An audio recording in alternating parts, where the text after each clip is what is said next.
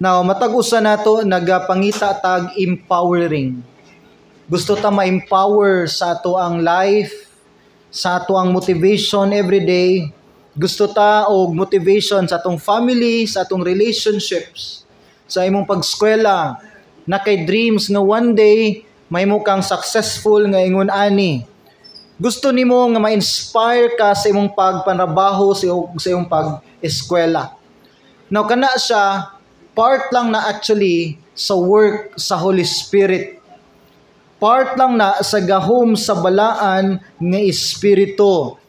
Now, we heard the Holy Spirit many times siguro din sa church.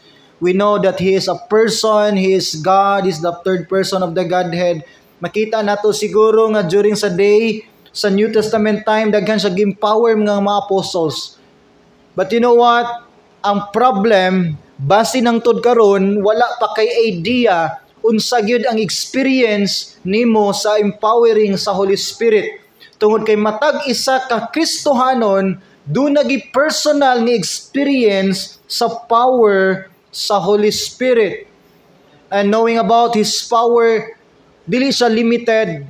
Kung unsay gi-perform niya before sa Old Testament time, sa time sa mga apostles, sa early church, even until now, the same Holy Spirit nga ma-empower nimo og nako og nini nga church.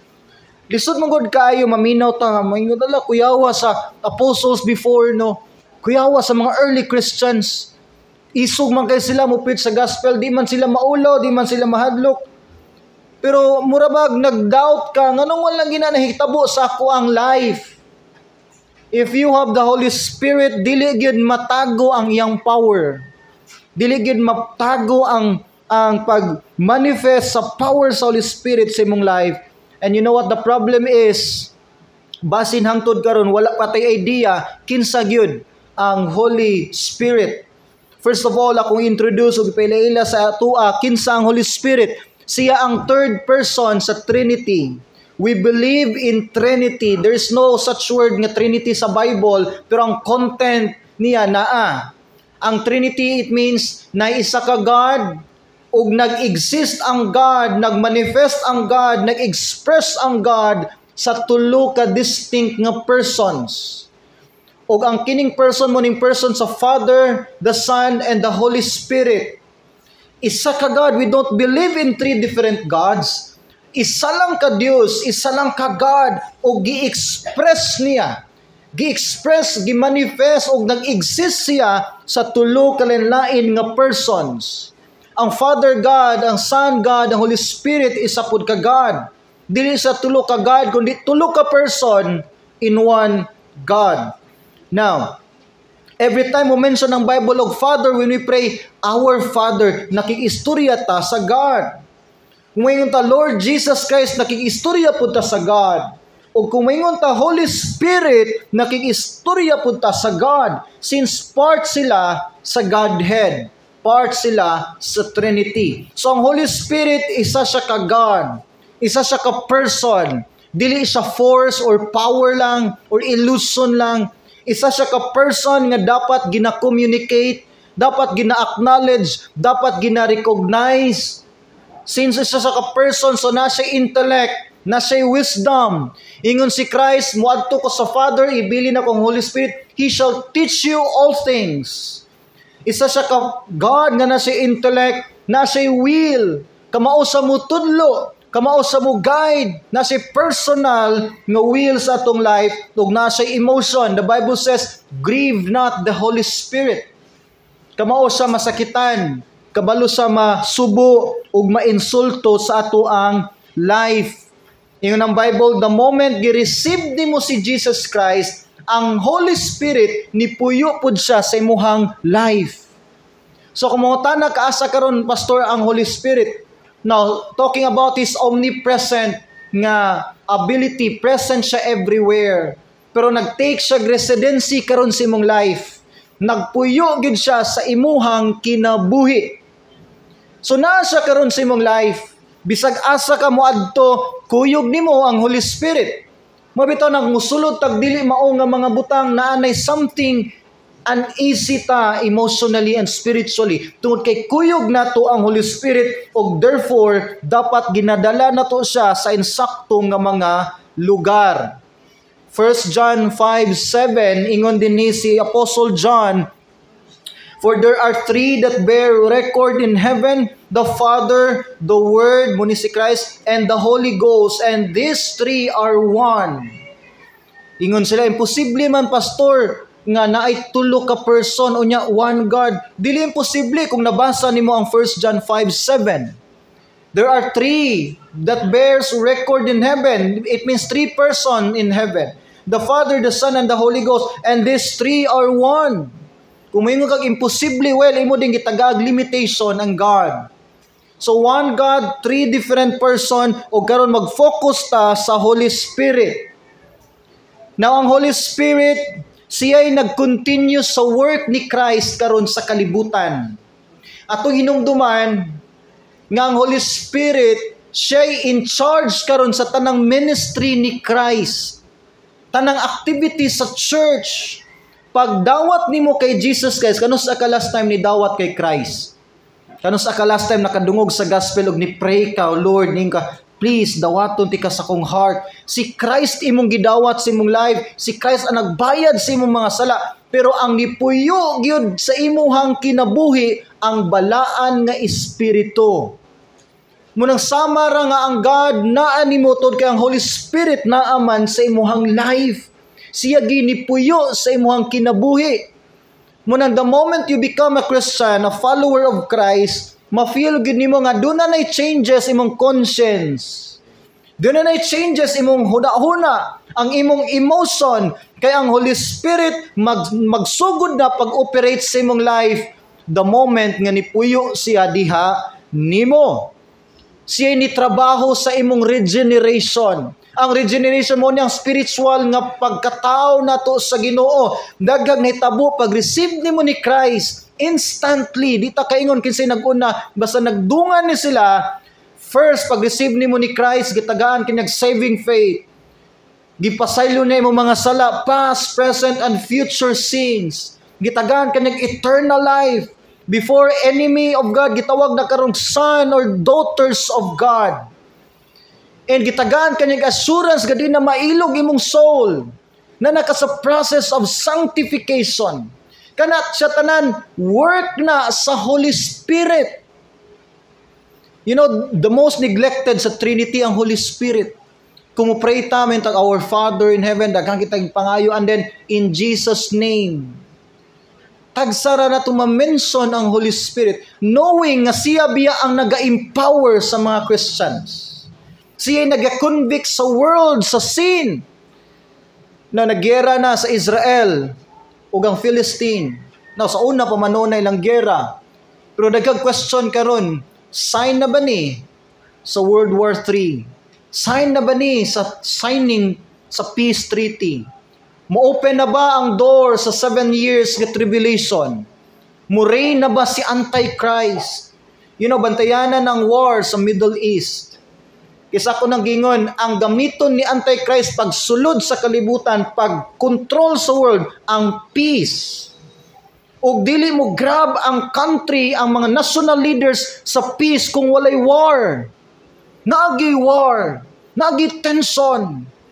Tanawa, more than 2,000 men, women, children, pregnant, senior citizens ang gipang patay sa Israel. Inana ka brutal. And if ingon pa na pila ka years sa decades, mas worse nang nahitabo karon sa Israel nga attack gikan sa mga Philistines. Nga kana siya gikan pa sa Bible times ng Philistines, sige nagkasuya sa Israel. Inabinusukad sila gibutang diha sa kinsa to nga president sa Amerika. Sukad sila gipabalik diha sa land of promise diha sa Israel. Wala na gid natandog ang Israel, silang kagamay nga nation, gipalibutan sila mga Arab countries. Gipaluparan silang mga missiles, gipanggera, gipang-massacre na sila before. Pero tanawang Israel hangtod karon dili gid siya basta-basta matandog. Ang Amerika ang number 1 supporter nila. Well, nag-support man pud ang Philippines sa Israel. But in terms of technology, sa ilang manpower, Israel ang naning kamot. Although ang Israel dili sila 100% or majority Christians, kay hangtod karon mostly sila Judaism gyapon, nag-deny gyapon sa pagkamisaya ni Christ. Pero tungod sa promise sa Ginoo kang Abraham sa Genesis, giproteksyonan sa Ginoo ang Israel. Og ang war karon sa Israel, bantayanan. Kay kung worse na siya nga war, matrigger mo ba nga dagko nga mga countries and then mag-iyahay nagdinapigay, nanay tension. Diha mo pasok si Antichrist. O si Antichrist, i-offer niya ang temporary nga peace. Pero walay nagtuo nga temporary ni siya. Mupasok si Antichrist o mo-grab dayon ang katawhan. Okay, let's have peace. Himo tag agreement. Maghimo tag peace treaty. Daghan nag peace treaty gimo sa Middle East, walay effect. And basin mo na siya ang peace treaty nga gihulat. Kay nagsugod ni Antichrist ang first seal sa Revelation na isa ka white horse na nagsakay sa horse, nagdala siya bow, walay arrow, and may adto siya sa mga kingdoms to conquer, gipromote niya ang peace. Pagsugod sa first seal mo na opening sa door sa 7 years tribulation. Well, Pastor John, mauna ba na? Wala gid tay idea. Sa una pa man ang gera sa Israel. What idea? Pero karon approaching na ang pagtukod sa third temple sa Israel. Significant ang third temple kay probably mao ni isa sa fulfillment sa book of Daniel o sa kang Paul sa Thessalonians nga before moabot ang second coming ni Christ, muhari sa si Antichrist o mulingkod sa throne sa temple. O ang prediction pwede may tabo sa third temple. Nanay gi-ready nga offering katong red nga bull. And possible mo na siya fulfillment. What idea? Nanay mga signs nga nagkaduol na gyud ang end times. O ang isa sa trabaho sa Holy Spirit, siya naga-convince sa mga tao bisan pa sa mga unsaved world unsa ang sala, unsa ang paghinulsol. Tanawa karon bisan gani mga awang mga Philistines. Gipang-murder na ang mga bata, ang mga senior citizens, ang mga buntis, wanay kaluoy. Ingon ang Bible, isa na sa ilhanan sa end times nga ang tao di na mo feel og konsensya. Wala na'y love sa ilang heart. Ug mao na ang status sa atong kalibutan, naglihok bang Holy Spirit? Yes, of course. Naglihok sa mga churches, naglihok sa mga unsaved world. Mubitaw na ang tao, bihapon, bisag unsaved ka, makonsensya yapon ka. Kay siya nag-convict sa tao sa sala. Ang usa ka unbeliever, kay balo siya moingon, uy, sala ni. Uy, makonsensya siya tungod kay ang Holy Spirit nag-work. Siya convince sa tao nga makasasala, lagi mo, makasasala ta, balik ta diha sa Ginoo. So may imagine mo kang Holy Spirit dili mo work sa atong nation, naabagod tay peace. Nabagutay conscience nga bisag gani nilihok na siya, gubot gyapon natong kalibutan. So without the work of the Holy Spirit, there will be no salvation, there will be no regeneration, walay tao magrepent, walay tao mabag-o, walay preaching sa gospel, walay churches karon. Puro misas ang naglupad, puro selfish pride ang maghari sa kasing-kasing sa tao kung dili mo work ang Holy Spirit. And thank God na Holy Spirit gibilin si Christ before siya miadto sa langit. John chapter 14 verse 16 ug ang 26 na look at John 14:16. I will pray the Father and He shall give you another comforter that He may abide with you forever. Ingon si Christ, moadto na ko sa langit pero magpray ko tagahan ta muglain nga mag-comfort ninyo. And sa verse 26 gidescribe ni Christ kinsaning comforter, but the comforter which is the Holy Ghost, whom the Father will send in my name, He shall teach you all things and bring all things to your remembrance whatsoever I have said unto you. So ang Holy Spirit, siya'y nagbantay karon sa church. Siya'y nag-encourage sa mga believers. Siya'y nagtudlo sa church, sa doctrines. Ang trabaho isa sa Holy Spirit, siya'y naghatag og remembrance sa church kinsa si Christ, ang sugo ni Christ ug ang ministry ni Christ. Munang na-point sa imong life, pagka-save gyud nimo ningon ka, Lord, unta ginumadala pod na ako akong loved one sa church. Dili mo convict si Satan ana. Dili gusto ni Satan ma-save imong relatives. Pero I know there sometimes sa imong life nga nagpray ka nga unta imong mama ma-save, imong papa ma-save, imong loved ones ma-save, imong friends ma-save. Proof na siya nga nagsugod yun og lihok na ang Holy Spirit sa imong life. Amen? And ayaw i-underestimate ang power sa Holy Spirit. Daghan sa gihimo nga kadaugan, katingalahan, nga butang during sa time sa early church. Tanawa unsa ka sincere ang Holy Spirit. Acts chapter 5. Open your Bibles, Acts chapter 5, verse 1 down to verse 5. Story ning Ananias ug ni Sapphira. Before na ko basahon, gikan sa Acts 1, 2, 3, 4, 5, mo dia ang rapid kay nga growth sa church. Mubaptize sila og tag thousands halos every month. And grabe ang pagdaghan sa church. Niabot sa point tungod sa pag-work sa Holy Spirit, ang commitment, ang kadasig sa mga church members, ilan ang gipangbaligya ang uban nilang mga kabtangan just to support the work.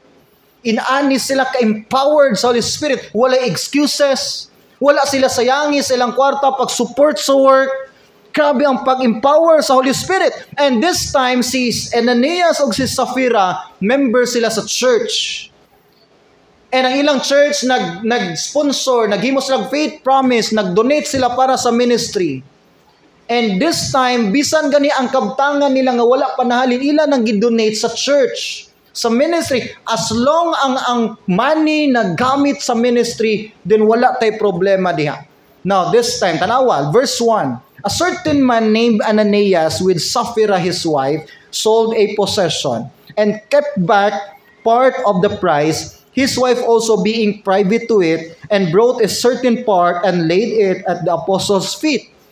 So ilang na sila'y gidonate nga something sa church, ilan ang gihatag na sa church para sa ministry, and then sa ilan ning gibaligya, wala nila gihatag tanan ang halin sa church, ilang gikuhaan na supposedly kay ilan na itong gihatag sa ministry, gi-consider na to sa Ginoo nga iya na sa Ginoo. So, tanawon sa ka-serious dinhi ang Holy Spirit.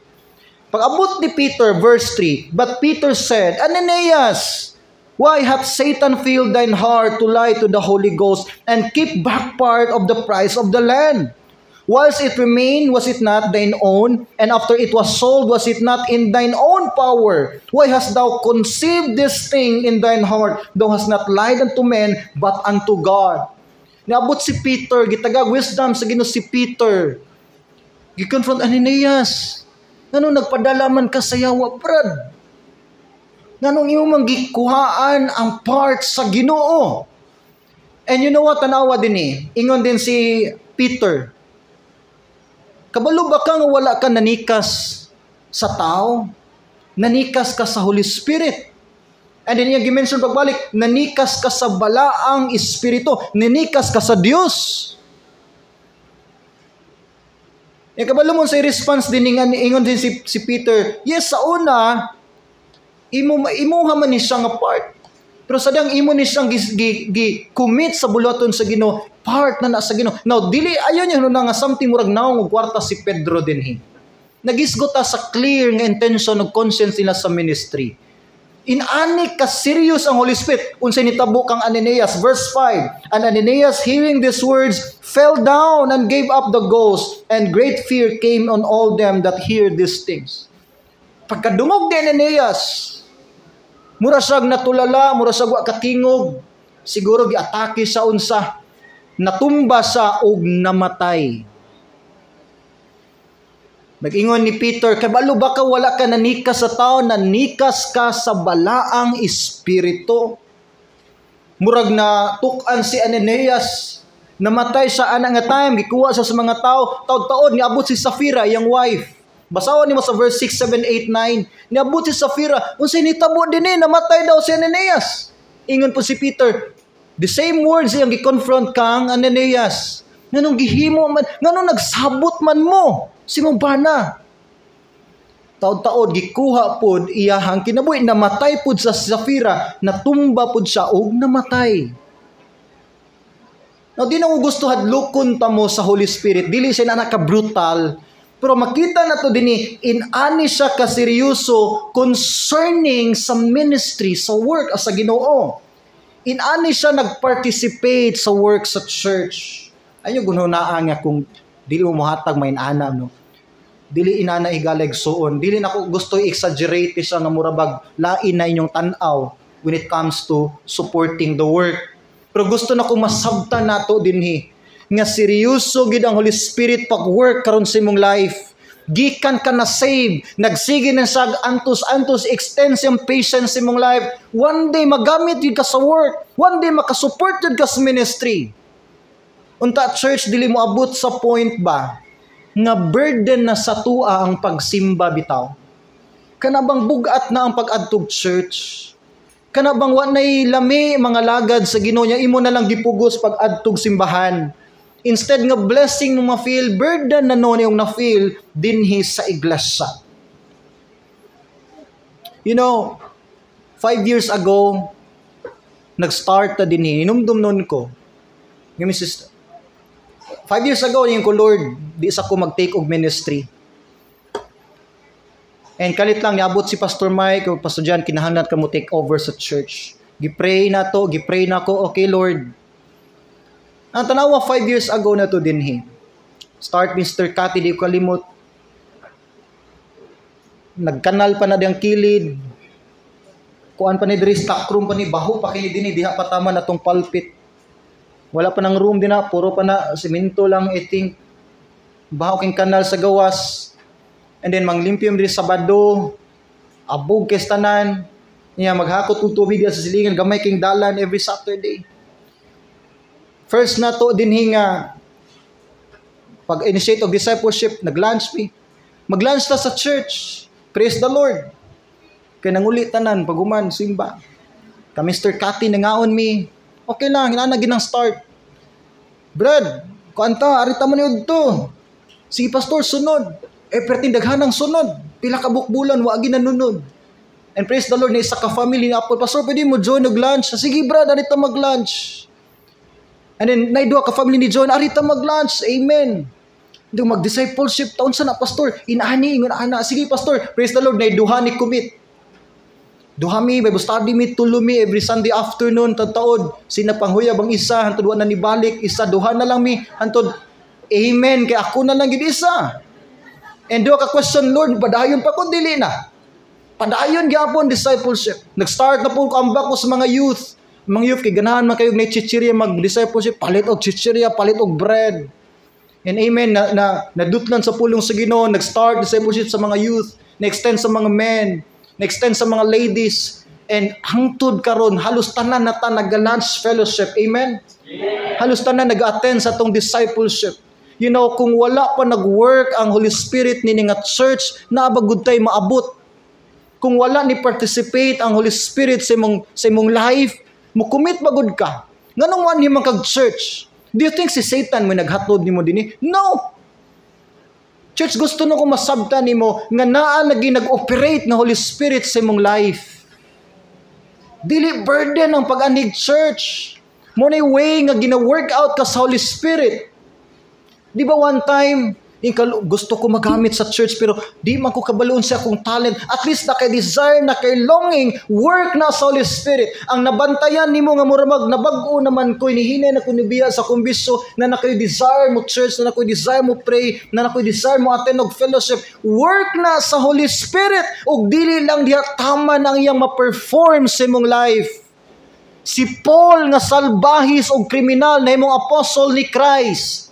Ang Paul nga walay gugma, puro lang hatred o pagkasalbais, na love sa work. How come na transform ning tawhana tungod sa work sa Holy Spirit? Naing nako nga dili ka kayang bag-uhon sa atong Ginoo. Kaya kang bag-uhon sa atong Ginoo.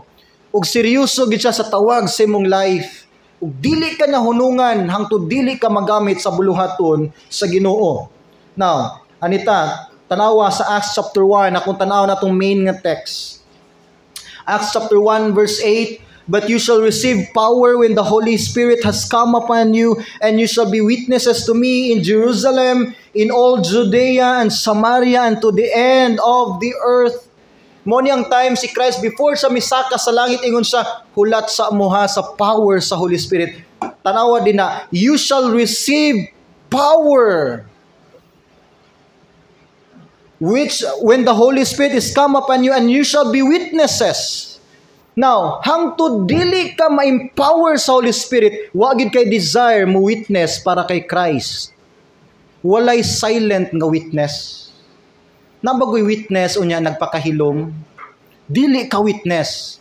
Ingon dinhi si Christ, hulata ang pag-empower sa Holy Spirit, and then diha ka makitag lahi nga courage, lahi nga passion sa pag-evangelize, sa pagsimba, sa pagpangalagad, sa pag-worship, sa pag-serve sa Ginoo, sa pag-pray. So tanan dependent ta sa pag-work sa Holy Spirit sa atong life.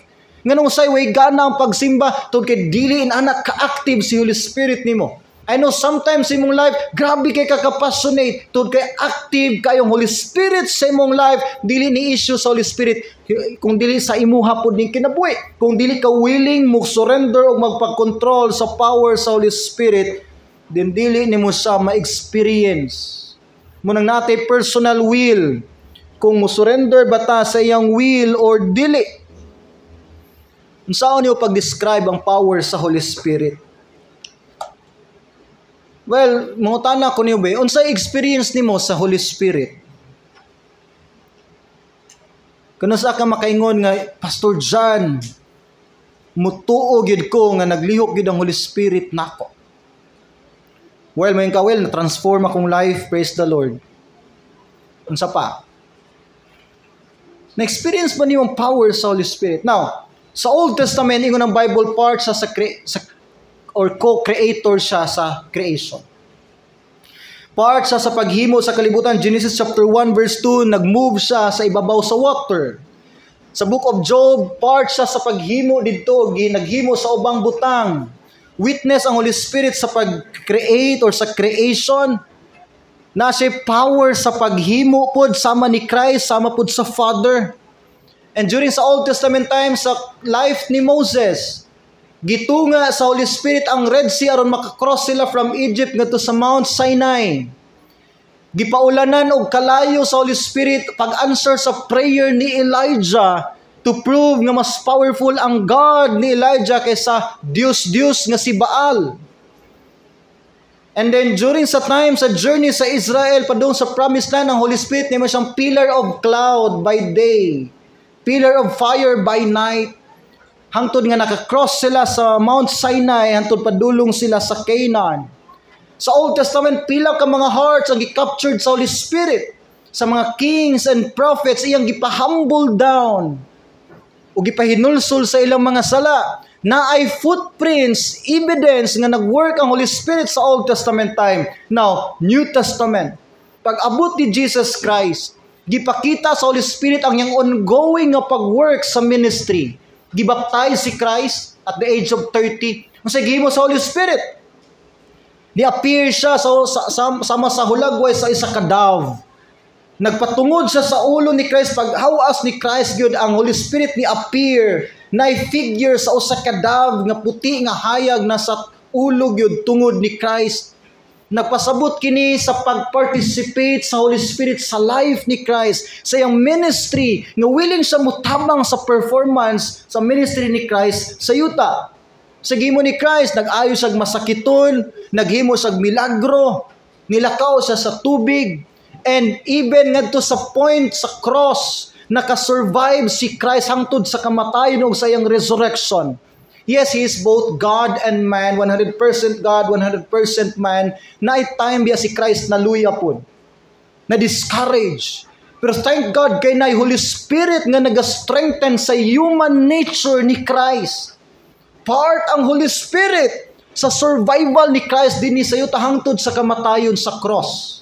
Pagkamatay ni Christ, banhaw niya after 3 days. Before siya misaka sa langit, ingon siya sa iyang church members, ayaw sa bugbiya sa Jerusalem.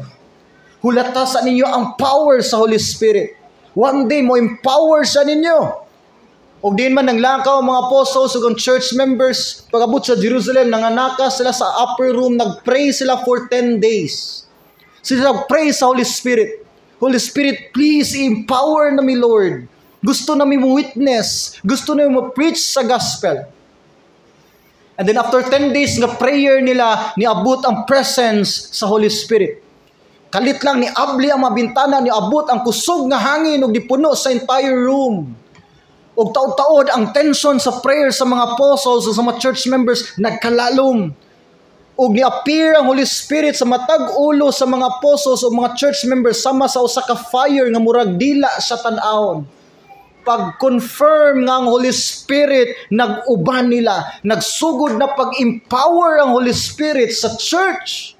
Nanggawa sila sa Day of Pentecost, dito sila sa plaza, nag-preach ang mga apostles, nag-preach ang mga church members, ug nibarog ug nipabilin si Peter.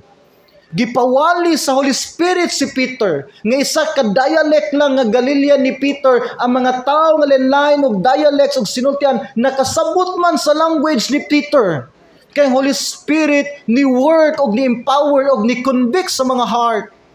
And according sa Acts 2:41, 3,000 souls ang gikonvict sa Holy Spirit, ni hinulsol sa sala ug midawat ni Jesus Christ. And that the same day 3,000 souls ang gibaptize o gidugang sa church.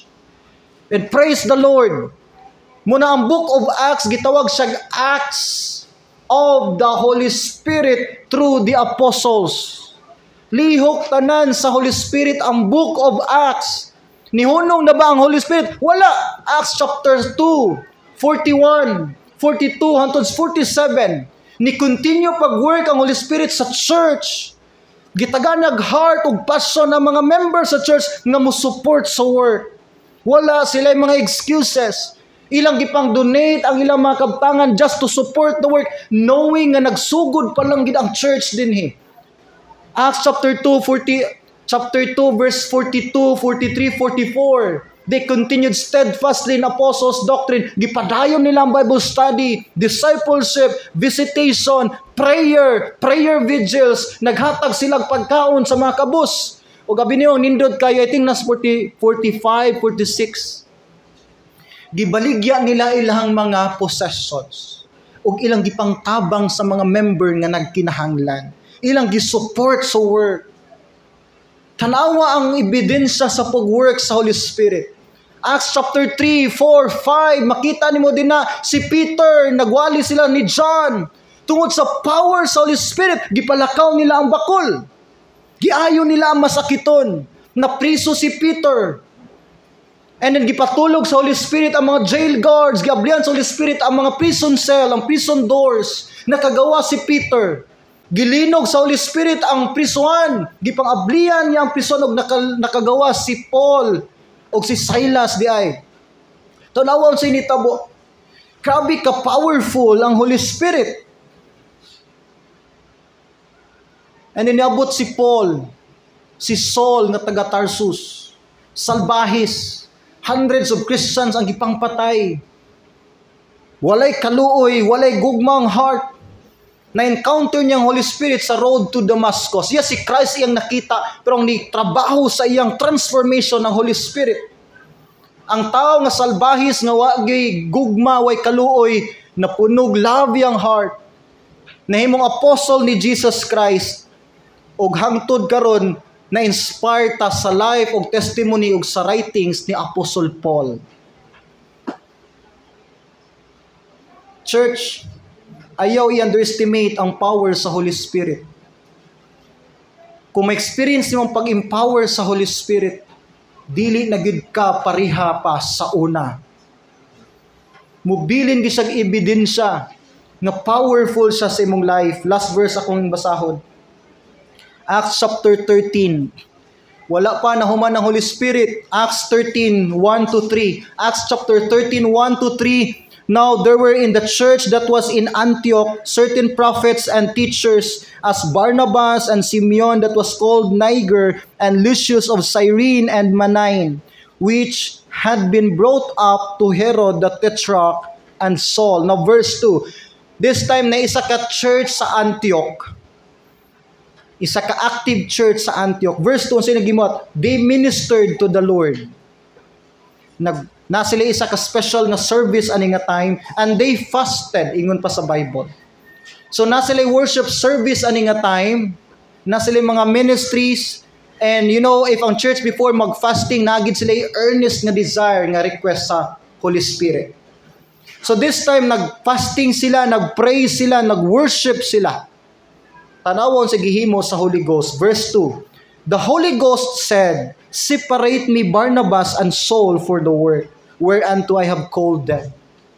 So during silang worship, nitingog ang Holy Spirit. Dili na ni ka-loud or literal loud na voice. Pero ni-convict ang Holy Spirit sa church. Ingon ang Holy Spirit, ilain ninyo si Barnabas o si Paul. Na ako'y purpose, na ako'y lugar nga padtuan nako nila. Isa ka butang nga makita dinhi, mo work ang Holy Spirit sa church. Nag-aapil-apil gud ang Holy Spirit sa tanang meeting, agenda, activity o gathering sa church. Bising nagtuo mo nga may tungod lang is MC, ako'y nagastorya dinhi. No, church, as long as nag-open ta sa Word of God, nag-pray ta ug nag-gather ta para sa ministry, part gyud ang Holy Spirit sa atong fellowship. Og every single decision sa church, tingog na sa Holy Spirit as long as ato nang gikahiusahan. So ang church din ni makita nimo ang Holy Spirit, nag-aapil gid siya sa tanang buluhaton sa church. Siya gitingog sa church. Og sa dihang ang nakita sa Holy Spirit ng church, naga-pray, naga-worship, naga-serve gyud niya, dinhi mi participate ang Holy Spirit og ningon siya, okay, dad-an ninyo si Barnabas ug si Paul didto. And the same thing this morning, church. Ako nagtuo ko ng Holy Spirit nag-convince nato. Okay, church or FMMBC, ilahi ning mga tawhana, himuon ako ni silang mga alagad nako. Himuon ako ni silang deacons. And I know, church, tanang desisyon nato natong gikiusahan para sa ministry, will sa Holy Spirit. And this morning, na ako'y i-recommend sa atua, magkinahanglan na gitag mga deacons. 7 deacons ang required sa church. And this time, duha lang sa ang ato ang ipa-approve sa body. So, gikan pag-start sa itong ministry, I know daghan deserving na itong imong deacon. Pero nagdepende ni sa atong heart o sa taka-ready o ka-prepared. Pila ka years, nakita na to ang ups and downs sa church. And gisugdan ako ni silang disciple, kita na ko po ilang commitment. They are not perfect. Pero, despite sa atong mga weaknesses, nakita na ko ang ilang passion, ilang desire sa pag-support sa word. Ilang spiritual growth, hinihinay sila na ning kamot nga mo grow. And, gani, isa sa nag-influence atong mga men nga mag-eskwela o seminary sa atong special class nga layman's class. So this time, akong ipa-approve sa body. Si Brother Rufino o si Brother Weng nga mahimo na tong first nga deacon sa FMMBC. It's about time nga mo elekta. Sa Acts chapter 6, I think sa chapter 6, sa diyang nakita sa church nga dako ng buluhaton, maglisod, nagdala ang mga apostles, nag-elect sila deacons, 7 deacons. Ang requirements sa ka-deacon, halos pari-pariho lang actually sa requirements sa ka-pastor. So if ang body mo approve karon ni Brother Rufino o ni Brother Weng nga mahimong mag-serve sa church as our deacon, you should act, behave like a deacon. Ang imong leadership, inyo ato nag-i-improve. Atong sinultian, ato nagyong i-arrange. Ang atong pag-deal sa tao. Tod kay ako nagtuo ko nga dili kita ang mupili sa ila karon, kundi ang Holy Spirit. Amen. Ang Holy Spirit. Og sincere og serious ang Holy Spirit sa pagpili niya sa atong life. Ingon ang Holy Spirit, ilain sa ako si Barnabas ug si Paul, ipadala nako sila dito. Pero once tawgon mo sa Holy Spirit, siya mo empower o mo equip gyud ninyo. Amen.